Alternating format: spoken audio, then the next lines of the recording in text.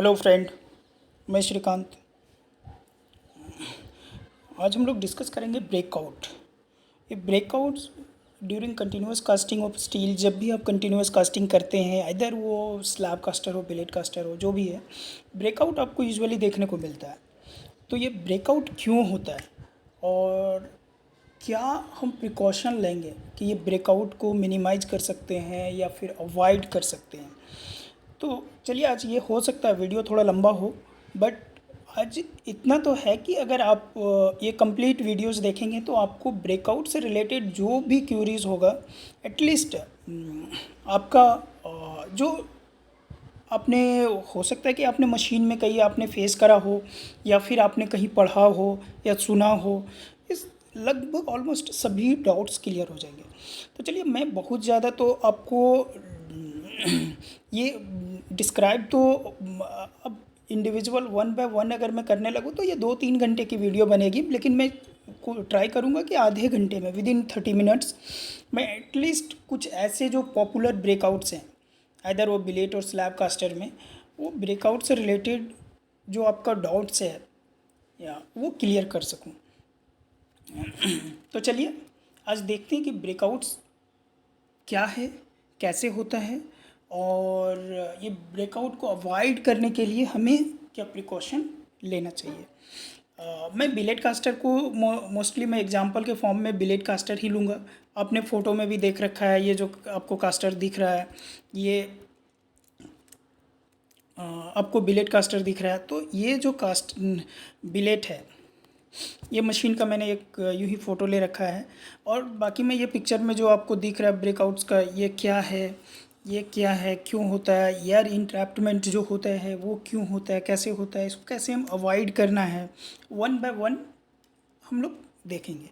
ठीक है। तो मेनली हम लोग बात करते हैं अगर ब्रेकआउट का, तो ये ब्रेकआउट क्यों होता है और इसके पीछे क्या रीज़न है ब्रेकआउट होने का। तो कुछ पॉइंट्स मैं नोट डाउन करा हूँ। तो ट्राई करते हैं पहले वो पॉइंट्स वन बाय वन आपको पॉइंट्स में जो मैंने पॉइंट्स 7 to 8 पॉइंट्स मैंने नोट करा है। तो ये पॉइंट्स का वन बाय वन आपको मैं एक्सप्लेनेशन दूंगा। तो पहले हम लोग चलते हैं, देखते हैं कि ये क्या है, रीज़न है और क्यों ब्रेकआउट ऐसा होता है।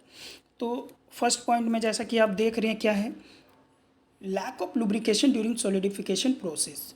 जैसा कि आप अगर कास्टर में काम कर रहे हैं तो आपको पता होगा कि लुब्रिकेशन कितना इम्पॉर्टेंट है कास्टिंग के लिए। तो ये लुब्रिकेशन बराबर हो, ये कैसे इंश्योर करेंगे, कैसे हमें पता चलेगा कि हमारा जो लुब्रिकेशन है वो बराबर हो रहा है। तो चलिए, इस पे हम लोग डिस्कस करेंगे आगे। पहले पॉइंट्स हम देखते हैं। नेक्स्ट पॉइंट है एयर इंट्रैप्टमेंट, लाइक हाइड्रोजन, नाइट्रोजन, जो भी है आपका, वो मेनली जो एयर अगर आपका इंट्रैप्ट हो रहा है, अब ये कहाँ इंट्रैप्ट होगा, तो मोस्टली ये जो इंट्रैप्टमेंट है वो मोल्ड और आपका जो शेल फॉर्म हो रहा है उसके बीच में होगा। तो ये भी हम लोग डिस्कस करेंगे आगे। नेक्स्ट पॉइंट है heat transfer during the solidification is not proper. आप ये कैसे इंश्योर करेंगे कि आपका जो हीट ट्रांसफ़र है वो प्रॉपर हो रहा है या नहीं हो रहा है। तो चलिए, इस पे भी हम लोग डिस्कस करेंगे कि कैसे हम लोग इंश्योर करेंगे।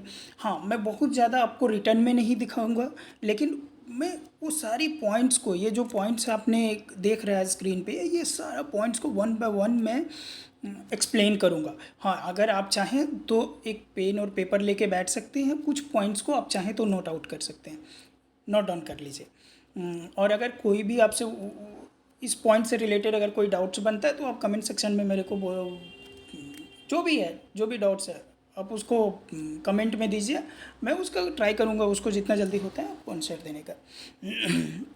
चलिए, नेक्स्ट पॉइंट है हाइयर टीडीएस।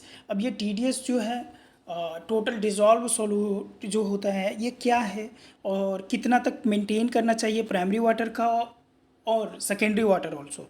तो इसके बारे में भी हम लोग डिस्कस करेंगे। नेक्स्ट है sudden change is mould design. आपका मोल्ड डिज़ाइन भी अगर सडनली चेंज है आपने एग्जिस्टिंग कोई भी मोल्ड यूज कर रहा है, आपने मोल्ड का डिज़ाइन चेंज करवा दिया है, टेपर उसका जो टेपरिंग है आपने वो टेपर के साथ जो है वो एडजस्टमेंट हुआ है, टेपर चेंज हुआ है, तो उसमें भी आपको ये प्रॉब्लम ब्रेकआउट का इशू आ सकता है। नेक्स्ट है level of liquid metal in the mould. Mould में आपका क्या लेवल है लिक्विड मेटल का। अब लिक्विड मेटल का ये मोल्ड है सपोज, तो आपने अभी हो सकता है कि 60% पे चला रहा है, हो सकता है कोई ऐसा होगा आप अगर आप एक शिफ्ट में 60% चला रहे होंगे शिफ्ट इंचार्ज, तो दूसरा शिफ्ट वाला इंचार्ज आएगा वो बोलेगा कि नहीं मैं 70% पे चलाता हूँ। तो क्या होना चाहिए प्रॉपर और सही क्या है, कितना परसेंट जो है वो एक परफेक्ट है और कितना हमको मेंटेन करना चाहिए और क्या इफ़ेक्ट पड़ेगा अगर ये मोल्ड लेवल का हम वेरिएशन करते हैं, तो ये कितना क्या क्या इफेक्ट पड़ सकता है, तो इस पे हम लोग डिस्कस करेंगे आगे। नेक्स्ट है sudden change in mould of oscillation during the process. आप अगर मोल्ड ऑसिलेशन सडनली आप चेंज कर रहे हैं तो ये भी एक रीज़न हो सकता है ब्रेकआउट का। Reoxidation of metal and aluminium addition.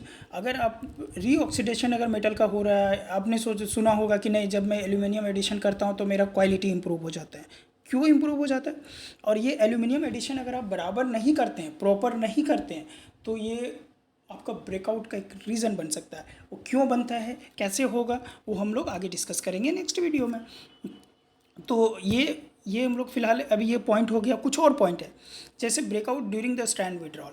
आपको जो स्ट्रैंड विड्रॉल के टाइम में अगर ब्रेकआउट हो रहा है तो उसका क्या रीज़न है, क्यों हो रहा है, इस पर भी हम लोग देखेंगे। नेक्स्ट है TDS, ये तो मैंने डिस्कस करा था।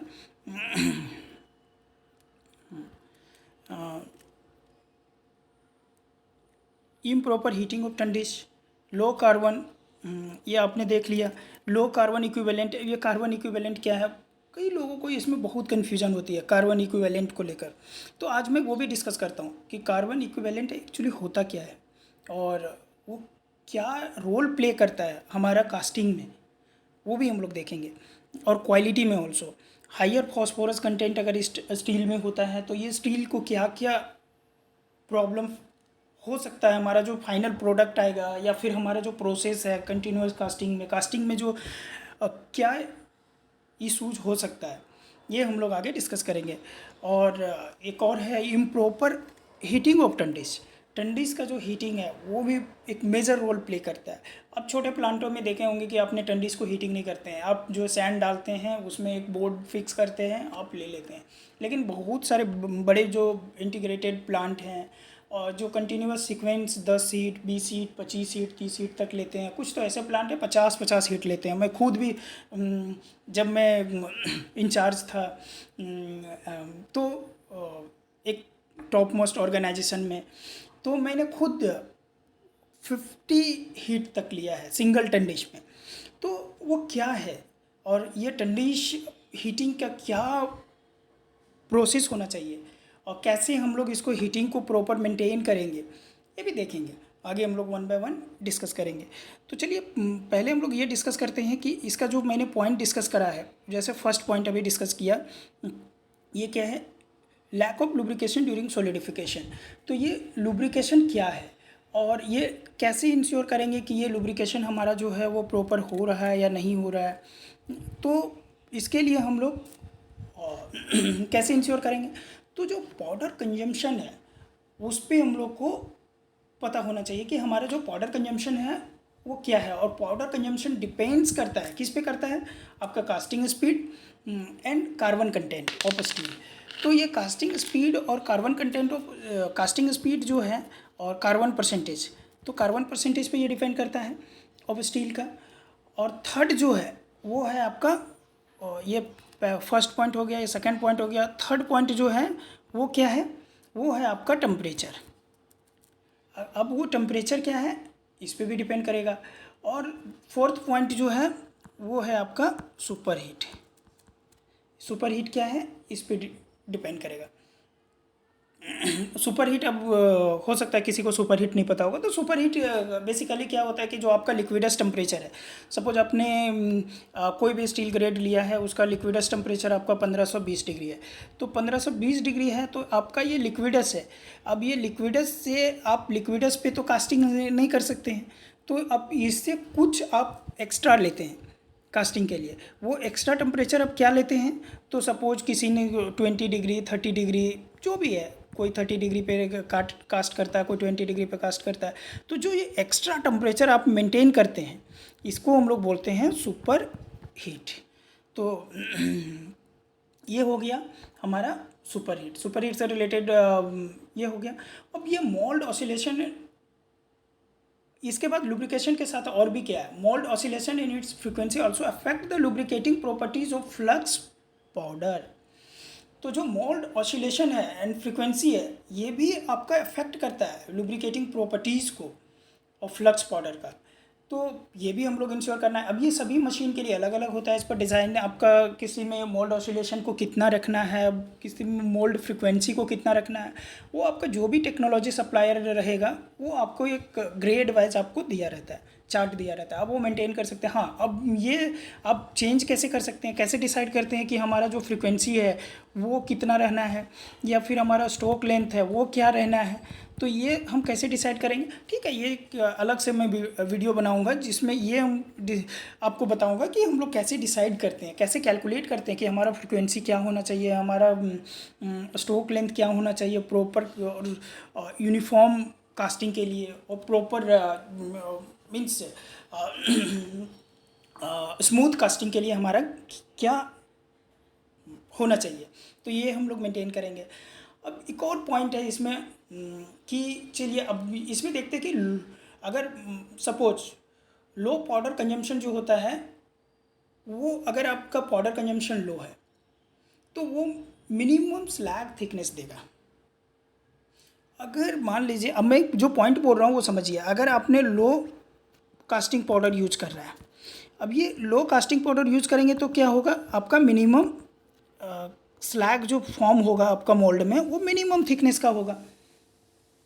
जब ये मिनिमम थिकनेस का स्लैग फॉर्म होगा तो क्या होगा कि आपका गैप फॉर्म होने का, सपोज ये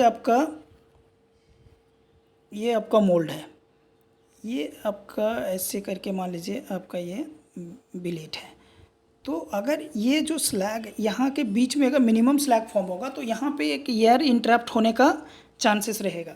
उसका मैं एक और फोटो लिया हूँ, वो आपको मैं दिखाता हूँ कि एयर इंटरप्ट होने का क्या सीन बनता है।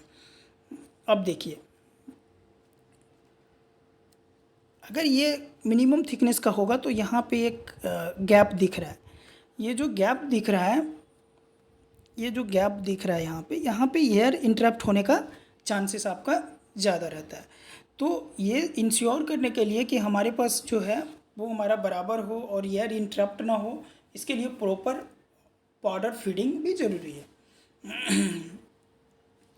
नेक्स्ट है, अब ये है कि हाइड्रोजन, ये हाइड्रोजन भी सोर्सेस ऑफ हाइड्रोजन क्या है, तो आपका जो टंडिस कवरिंग एजेंट है, जो आप नॉर्मली टंडिस कवरिंग कंपाउंड जो आप डालते हैं, कई जगह पे राइस यश डाल देता है, कुछ है कवरिंग कंपाउंड भी डालते हैं। तो ये सब इंश्योर करना है कि आपका जो आप टंडिस कवरिंग कंपाउंड अब जो डाल रहे हैं टंडिस में, वो बराबर प्री हीट किया हुआ हो, उसमें मॉइस्चर नहीं हो। कास्टिंग पाउडर है तो उसमें मॉइस्चर नहीं हो। उसके बाद एटमॉस्फेयर के कांटेक्ट में कम से कम आए। अब ये एटमॉस्फेयर से कांटेक्ट में कम से कम आने के लिए क्या होगा कि आप क्या करेंगे, तो नॉर्मली आप क्या करते हैं कि ये सपोज आपका टंडिस है, ये टंडिस है, ये आपका मेटल आ रहा है, ये मेटल गिर रहा है, ये हमारा मोल्ड है। तो यहाँ पे आप तो यहाँ तक गिरा रहे हैं, ये अगर ओपन कास्टिंग आप चला रहे हैं तो ये तो क्या है, ये ओपन स्टीम में आ रहा है, मेटल है ये ओपन स्टीम में आके गिर रहा है, तो यहाँ पे एयर इंटरप्टमेंट होने का चांसेस आपका बढ़ जाता है। तो आप ओपन कास्टिंग में क्या कर सकते हैं, तो ओपन कास्टिंग अगर आपका क्लोज कास्टिंग नहीं है मशीन, तो आप अब इसको कैसे अवॉइड कर सकते हैं, तो आप ट्राई कीजिए कि ये जो डिस्टेंस है टंडिस और मोल्ड के बीच का जो डिस्टेंस है, ये मिनिमम से मिनिमम रखें, और ये मिनिमम डिस्टेंस रखें जितना कि आपका लॉन्डर ओनली इजली मूव हो सके। कई जगह पे मैं बहुत सारे प्लांटों में देखा हूँ कि लोग थोड़े से कंफर्ट जोन में जाते हैं कि नहीं हमें अगर जाम होता है, लॉन्डर लेने में ईजी होता है, इसके लिए सर मैं लिफ्ट करके रखा हूँ, लेकिन ये सही नहीं है। अब बहुत ज़्यादा अगर लिफ्टिंग में रखोगे पोजीशन में, तो वो क्या होगा, टर्बुलेंस भी क्रिएट करेगा आपका मोल्ड में, और एयर कॉन्टैक्ट जो है वो बढ़ जाएगा, तो फर्दर जो है हाइड्रोजन इंट्रैप्टमेंट का, नाइट्रोजन इंट्रैप्टमेंट का चांसेस बढ़ जाएगा। तो ये सब चीज़ों को अवॉइड करना है। एक और पॉइंट है कि low carbon content and higher nitrogen content in steel which comes during purging of metal.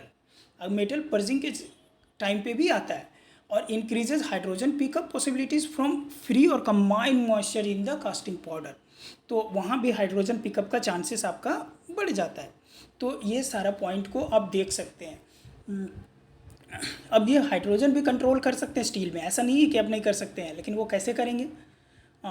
तो वो कार्बन ऑक्सीजन का रिएक्शन होता है जो CO बबल्स के नाम से जानते हैं। CO बबल्स से आप जो है कार्बन एंड ऑक्सीजन का रिएक्शन करके आप हाइड्रोजन को कंट्रोल कर सकते हैं। तो ये एक पॉइंट हो गया। तो अब इसमें अब क्या करेंगे? विस्कोसिटी भी वो कास्टिंग पाउडर का जो है वो विस्कोसिटी भी बराबर होना है।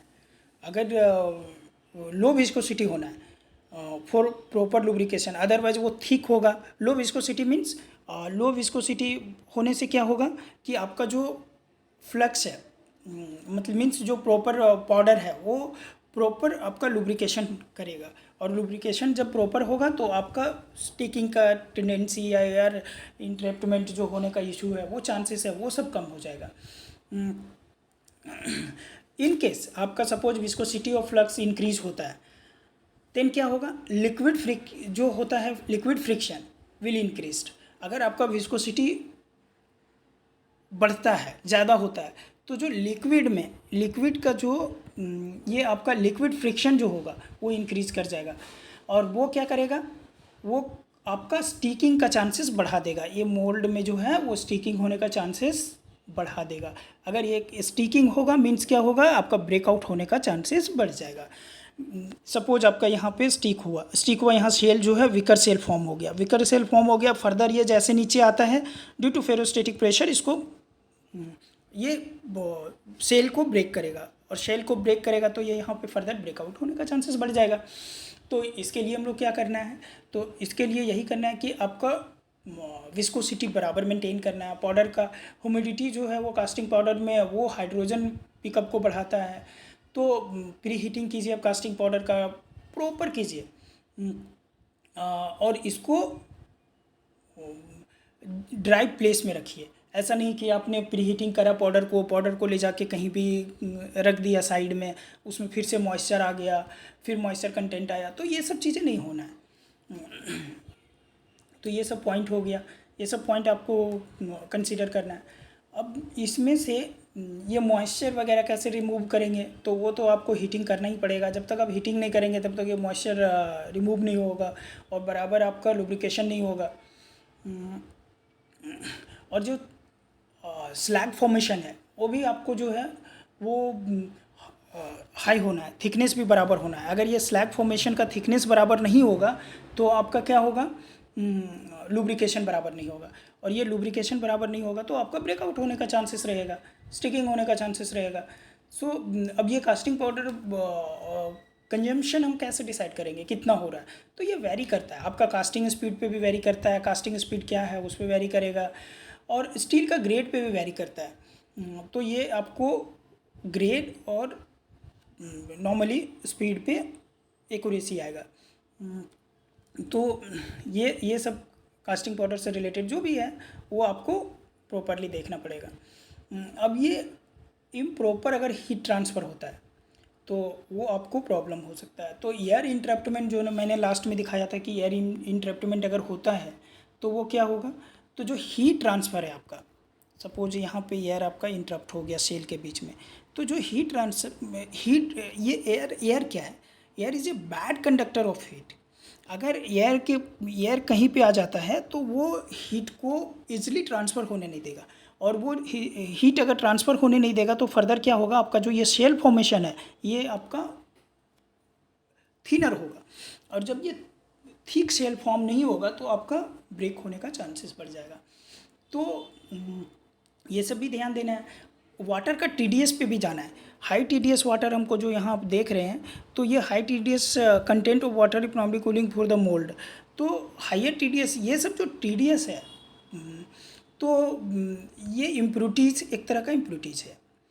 तो इम्प्रूरिटीज़ को मिनिमम से मिनिमम रखना है, मिनिमम TDS पे हम लोग ऑपरेट करना है। तो ये सब कैसे करेंगे? अगर TDS ज़्यादा होगा तो आपका हीट ट्रांसफ़र का चांसेस कम हो जाएगा, और ये हीट ट्रांसफ़र इम्प्रॉपर अगर हीट ट्रांसफ़र होता है will cause the sticking of metal at the mould surface. तो ये मोल्ड सरफेस पे क्या होगा? स्टीकिंग होने का चांसेस बढ़ जाएगा। तो ये चीज़ को अवॉइड करना है। अब देखिए, अगर आपका सपोज को मैं एक ये भी एग्जांपल देता हूँ कि अगर आपका ऑक्सीजन प्रेजेंट है इन वाटर, तो वो क्या करेगा? रिएक्ट विद कॉपर मोल्ड के साथ वो रिएक्ट करेगा, विल फॉर्म ये लेयर ऑफ कॉपर ऑक्साइड। अब ये जो है एक कॉपर मोल्ड के साथ रिएक्ट करके और ये कॉपर ऑक्साइड का फिल्म फॉर्म करेगा, और जो ये फिल्म जो फॉर्म करेगा कॉपर ऑक्साइड का, वो क्या करेगा फर्दर? वो आपका हीट ट्रांसफ़र को ऑब्स्ट्रैक्ट करेगा, हीट ट्रांसफ़र प्रॉपर होने नहीं देगा। अब जब ये प्रॉपर हीट ट्रांसफ़र नहीं होगा तो आपका शेल का जो यूनिफॉर्मिटी है, थिकनेस है, वो बराबर मेंटेन होगा नहीं। तो TDS ट्राई कीजिए कि अगर आप TDS का मैं बात कर रहा हूँ तो 300 ppm से नीचे रखिए, बिलो 300 ppm, ठीक है। अगर हो पाता है तो, नहीं तो आप वेरी कीजिए 300 to 500 के बीच में, तो एटलीस्ट ppm तक तो वेरी कर सकते हैं आप। इसमें रखिए गुड है। और उसके बाद अगर आप देखेंगे TDS लेवल कोई 600 तक भी मेंटेन करता है, 900 तक भी मेंटेन करता है, चलेगा। 600 700 तक चलो नॉर्मली फेयर बोल सकते हैं।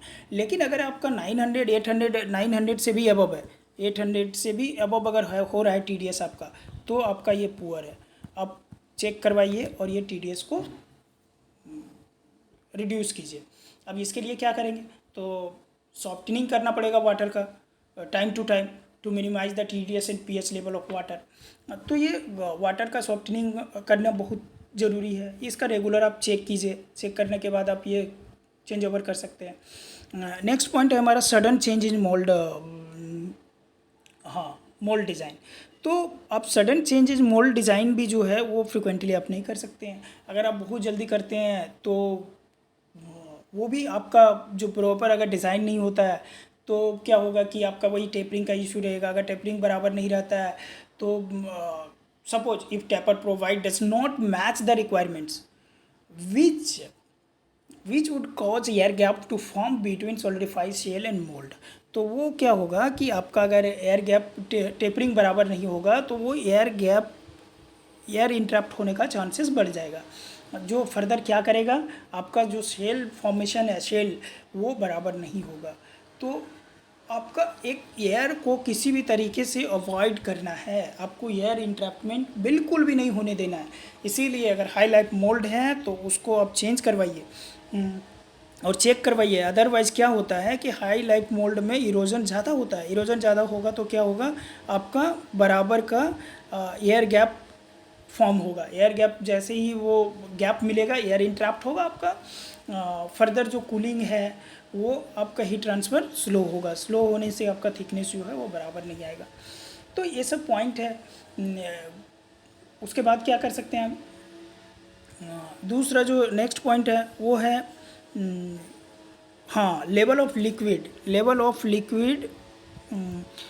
Metal in the mould. तो क्या लेवल आप मेंटेन करना है? तो जनरली जो है स्टैंडर्ड है तो मोल्ड एटलीस्ट मेंटेन कीजिए आप 70 to 80%। अगर आप 70 मोल्ड लेवल जो है, ये मोल्ड लेवल वो 70 to 80% आप मेंटेन कीजिए।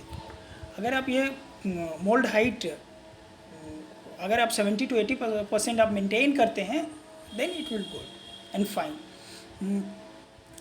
Suppose if it drops below this level then a skin form on the subsequently added metal will be less which will leads to breakouts। तो ये अवॉइड कीजिए कि आप मैं देखा हूँ बहुत सारे ऑपरेटर क्या करते हैं, वो बोलेंगे नहीं साहब थोड़ा नीचे से चलाने दो ना, थोड़ा लो लेवल से करते हैं ताकि हमको इजी हो, थोड़ा एक्यूरेसी मेंटेन नहीं करना पड़ता है, थोड़ा टाइम रहता है हमें लॉन्डर लेने के लिए भी, बचाने के लिए भी स्टैंड।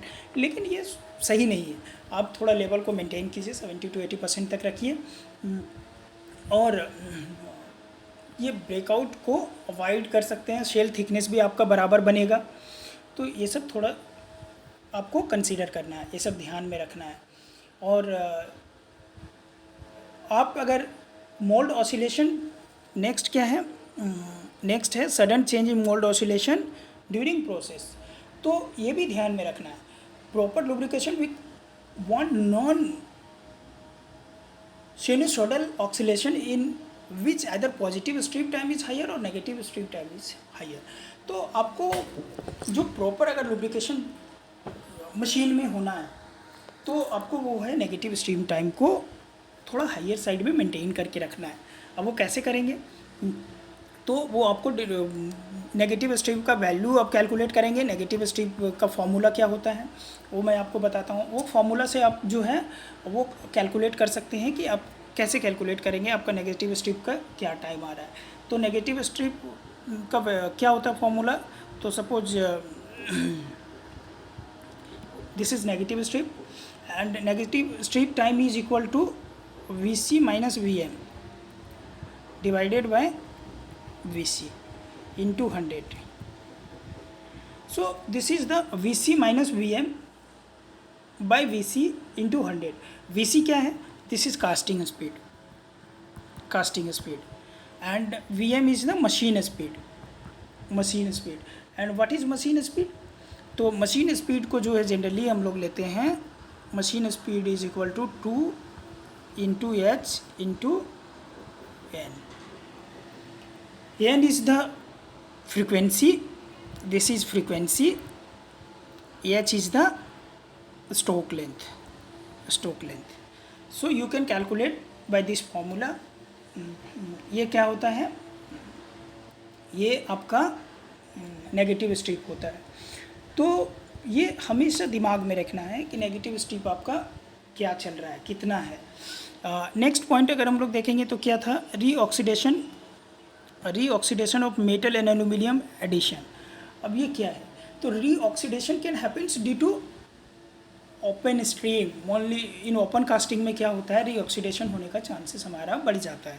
क्यों, क्योंकि हमारा जो है मेटल जो है वो डायरेक्ट हीट होता है, डायरेक्ट गिरता है। यहाँ पे कोई श्रॉड है नहीं, ये सेन है नहीं, SCN समर एंट्री नोजल जिसको बोलते हैं, ये लगा हुआ नहीं है, तो डायरेक्ट मेटल आता है। यहाँ से एयर आ रहा है, इधर भी एयर आ रहा है, ये रीऑक्सीडेशन होने का चांसेस आपका बढ़ जाता है। तो ओपन कास्टिंग में हमें ध्यान देना है। तो हम लोग क्या करते हैं, we add aluminium in the molten metal for deoxidation purpose and maintain purity of steel by this.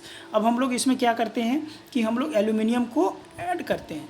जब एल्यूमिनियम को ऐड करते हैं तो क्या होता है कि जो भी ऑक्सीजन हमारा रहता है, ऑक्सीजन के साथ रिएक्ट करता है ये एल्यूमिनियम, और ये फर्दर ये Al2O3 बना के एक स्लैग, एल्यूमिना बना के एक स्लैग फॉर्म में चला जाता है। तो this aluminium oxide increases crystallization temperature of slag by increasing its viscosity.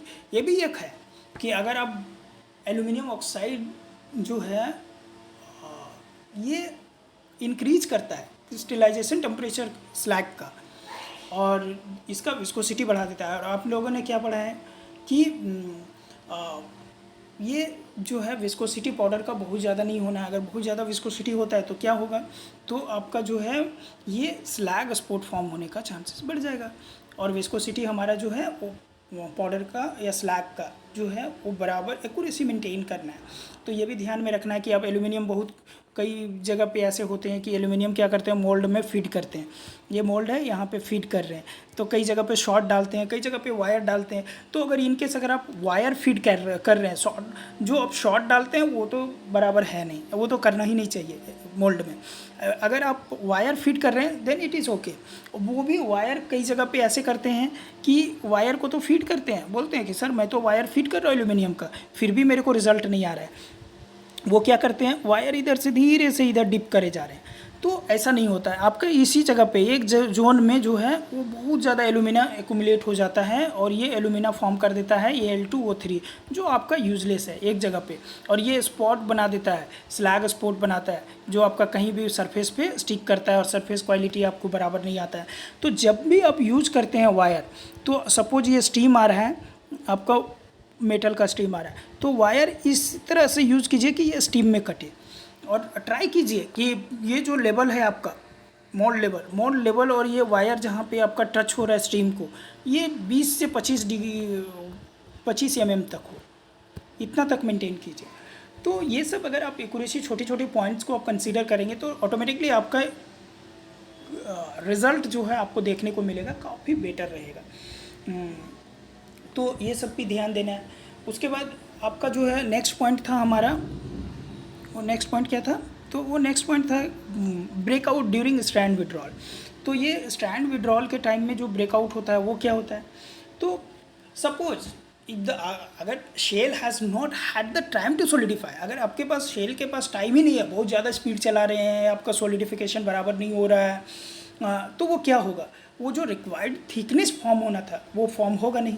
The metal is too hot, अब वो कहाँ मेटल जो है वो बहुत ज़्यादा हॉट होगा, इनसाइड जो आपका शेल के इनसाइड है वो कूलिंग जोन में, और वो जैसे ही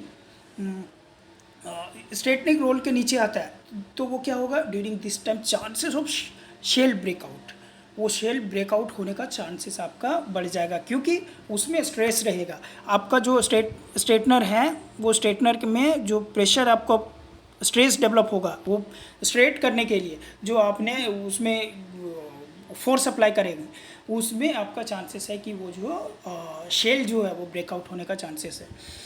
तो ये भी ध्यान देना है। TDS वाटर का जो सेकेंडरी वाटर का मैंने डिस्कस किया, वो भी ध्यान देना है कि TDS आपको कैसे कंट्रोल करना है।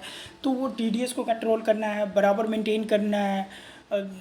सपोज अगर आपका TDS वैल्यू अगर बराबर मेंटेन नहीं होता है तो ये क्या होगा, आपका जो हीट एक्सट्रैक्शन है फ्रॉम शेल से वो आपका रिड्यूस होगा।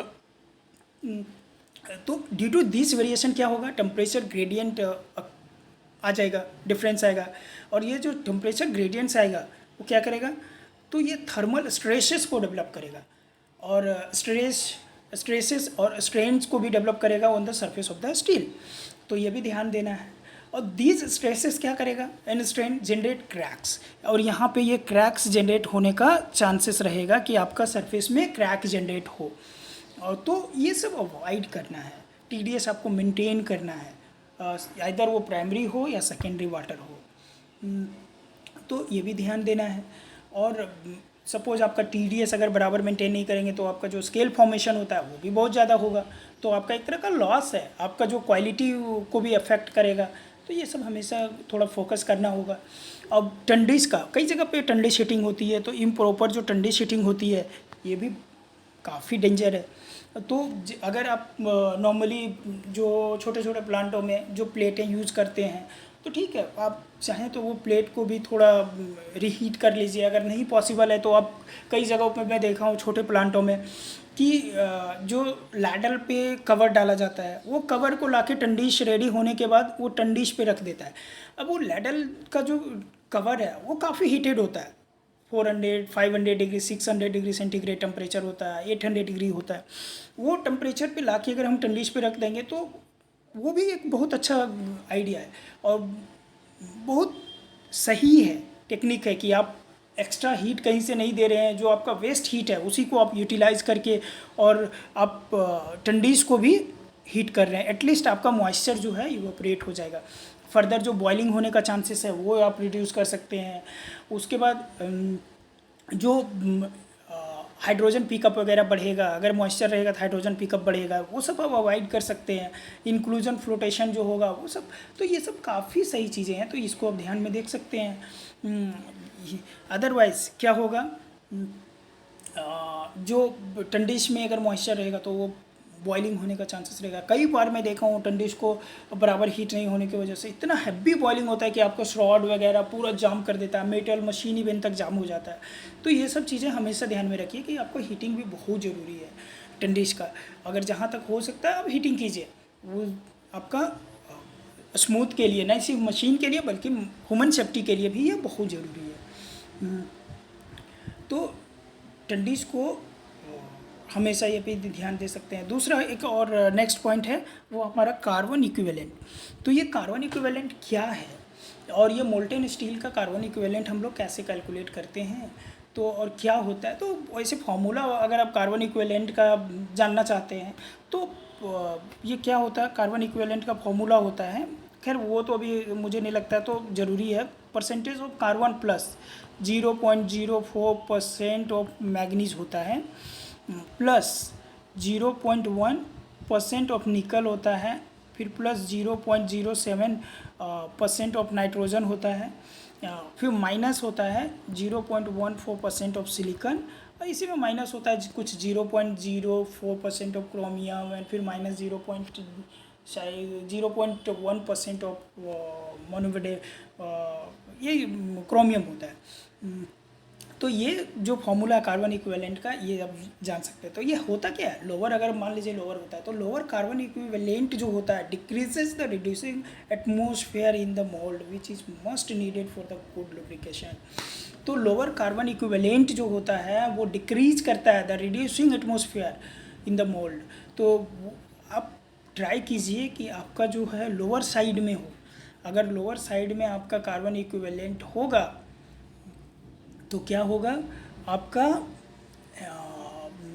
जो लुब्रिकेशन होगा गुड होगा, बराबर होगा। लोअर कार्बन इक्विवेलेंट स्पेशली जो होता है वो ब्रेकआउट, और बोल सकते हैं कि जो ये गामा आयरन को प्रमोट करने के लिए, अर्ली सॉलिडिफिकेशन ऑफ मेटल के लिए ये ज़रूरी होता है। तो आप लोअर कार्बन इक्विवेलेंट मेंटेन करने का कोशिश करना चाहिए। तो सपोज आपका लोअर कार्बन इक्विवेलेंट होगा तो क्या होगा, आपका जो सॉलिडिफिकेशन होगा वो अर्ली फॉर्म होगा, अर्ली स्टार्ट होगा। और जब ये अर्ली स्टार्ट होगा तो ये क्या करेगा, गिव सपोज अगर पहले से हो जाता है तो thin shell formation of liquid due to improper heat transfer होगा, और ये स्टिक होने का चांसेस ज़्यादा रहेगा मेटल में, मोल्ड में। नेक्स्ट हम लोग बात करते हैं higher phosphorus content in the steel. तो ये हायर फॉस्फोरस अगर होता है स्टील में तो हम क्या करेंगे, और ये क्या ब्रेकआउट में कैसे रोल प्ले करता है। तो हायर फॉस्फोरस कंटेंट अगर होता है इन स्टील में तो ये क्या करेगा, आपका जो फॉस्फाइड होता है वो फॉस्फाइड क्या होता है, तो आयरन फॉस्फाइड होता है Fe3P। ये जो बनाता है एक तरह का आप बोल सकते हैं कि इंक्लूजन बनाता है ये ड्यूरिंग सॉलिडिफिकेशन।